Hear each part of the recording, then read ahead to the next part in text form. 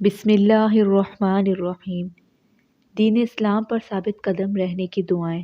دعا نمبر 1۔ رسول اللہ صلی اللہ علیہ وآلہ وسلم یہ دعا پڑھا کرتے تھے۔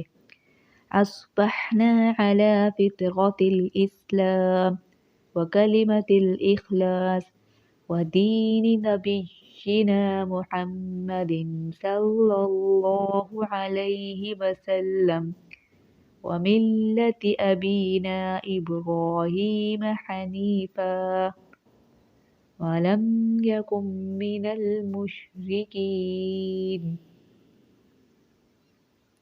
ترجمہ: ہم نے صبح کی فطرت اسلام، کلمہ اخلاص، اپنے نبی حضرت محمد صلی اللہ علیہ وآلہ وسلم کے دین اور اپنے والد حضرت ابراہیم علیہ السلام کی ملت پر جو ٹھیک ٹھیک سیدھی راہ پر تھے، اور حضرت ابراہیم علیہ السلام شرک کرنے والوں میں سے نہیں تھے۔ دعا نمبر 2۔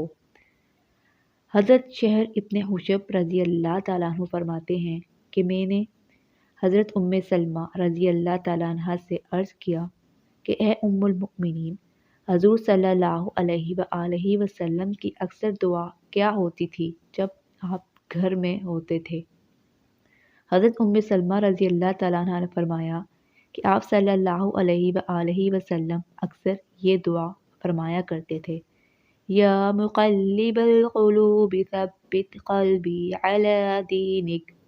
ترجمہ: اے دلوں کو پھیرنے والے، میرے دل کو دین پر قائم رکھیے۔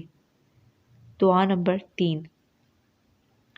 ربنا افرغ علینا صبرا وتوفنا مسلمین۔ ترجمہ: پروردگار، ہم پر صبر کے پیمانے انڈھیل دے اور ہمیں اس حالت میں موت دے کہ ہم تیرے تابعدار ہوں۔